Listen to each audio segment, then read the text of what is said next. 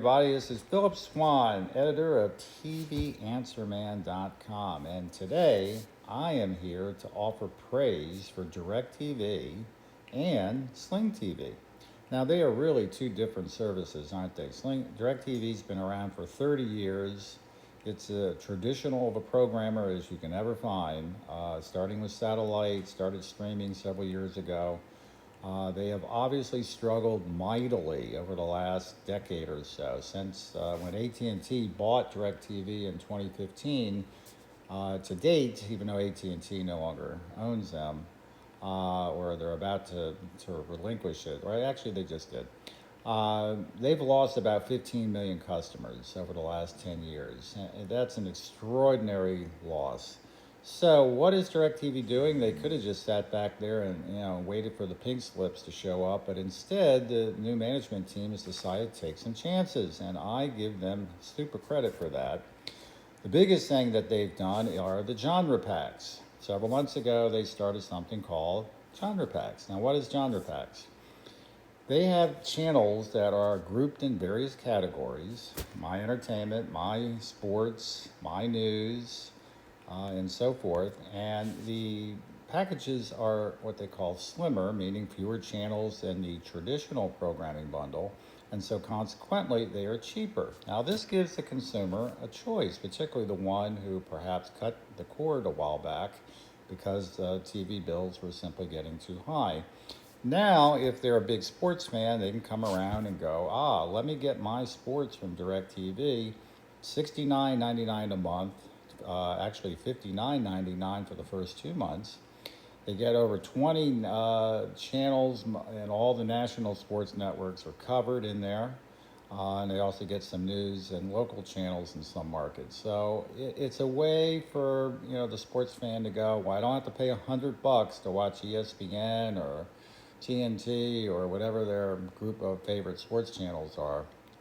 They can get my sports for less. And another interesting one is my entertainment. My entertainment is $39.99, $29.99 the first 2 months. Has about 40 lifestyle basic cable channels, the ones that you can obviously think of: Discovery, FX, and so forth. And they also have, in addition to that, they have HBO Max, Disney, and Hulu plans with ads included for free as part of the plan. And again, only $39.99 a month. For someone who's a casual fan of television, is not big into sports, this is a really interesting plan.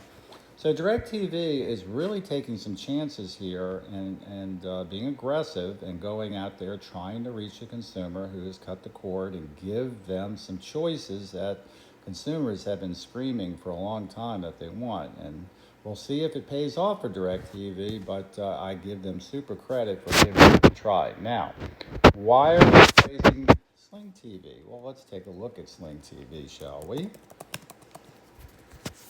Sling TV is also taking chances. Now, they're a more interesting play in some ways in DirecTV because they're new.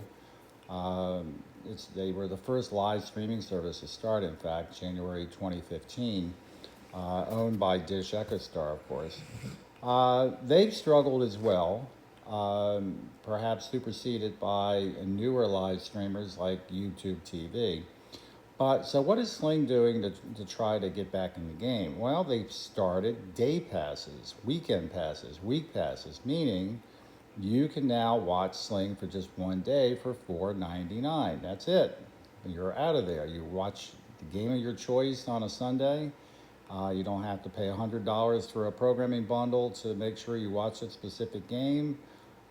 Just $4.99 and you're out, and you watch the game and you're happy.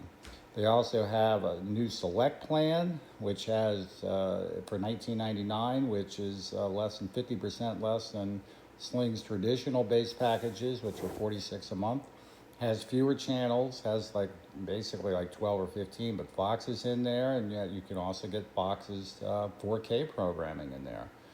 So again, Sling is going, we're not just going to sit back and do what we've always done, just dish out a programming bundle out there, and if people pay for it, that's great. If they don't, that's their tough luck.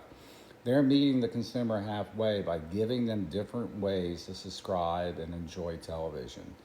So both companies here are being very aggressive, being different and innovative, and I give them super credit for that. Again, will it work? Will it pay off? We'll see. But in my mind, this is how you succeed in today's television industry. You got to be different. Okay, that's it. That's my wrap. Philip Swan, editor of TVAnswerman.com. Come to our site early and often for the latest news in television and viewing recommendations.